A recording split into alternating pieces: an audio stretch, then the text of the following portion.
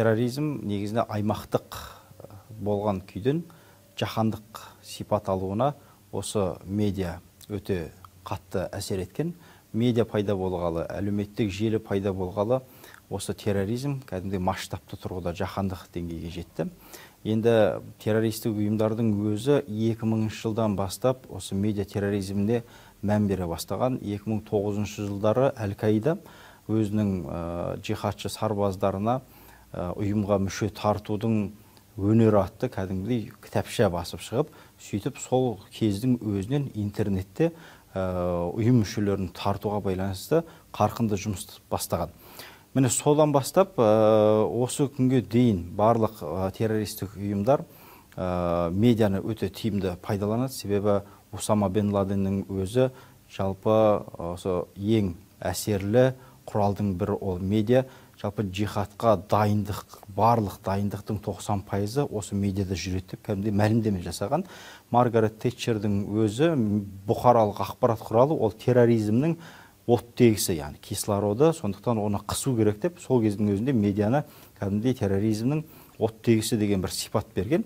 Осыдан бастап бүгінде мәселен халыққа ең қатты танымал Даиштің өзі медиа центрлар құрып, үлкен медиа саласында өздерінің пропагандасын, үгіт насихаттарын жүргізе бастаған. Қаншама журналдар болған, қаншама баспалары болған, соның ішінде тіпті кибер халифат деген халифат құрып, осы кибер, яғни технология, осы медиа саласында әртүрлі шабуылдар жасауға көшкен. Бүгінде елімізде өкінішке қарай осында әртүрлі діни деструктивті ағымдар еркін болғандықтан бізде де мәселен қаншама былайша айтқан кезде етек жайып әртүрлі өзінің насихаттарын жүргізе бастады. Мәселен, әсіресе әлеуметтік желілерде қазіргі уақытта барынша енді қауіпсіздік күштері бұны қысуға тырысып жатыр десек те, әлеуметтік желінің толыққанды қысып игеру мүмкін емес. Әрбір жерден әртүрлі видео өнімдер кіріп жатыр, халықтың санасын улауға бағытталған қауіпті насихаттар да бары анық.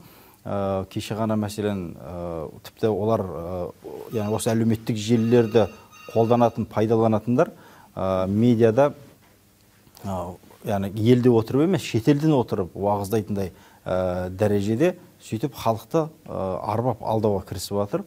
Кеше ғана бір мәселен молданың домбыраның харам, не болмаса жаңағындай бүкіл қазақ елі кәпірлер елі, кәпір мемлекет, қазақтар кәпірлер деген мәлімдеменің өзі өте үлкен қауіп. Былайша айтқан кезде осы жақтағы бір діни радикалды түсініктердің де ішіндегі бір жек көрініштерін көріктейтіндей бір мәлімдемелер болып жатыр.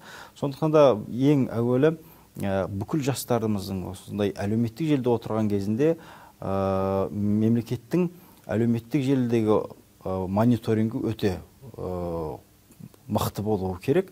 Сөйтіп барынша қоғамға түскен вирустарды дер кезінде анықтап, дер кезінде шара қолдануы тиіс деп санаймыз.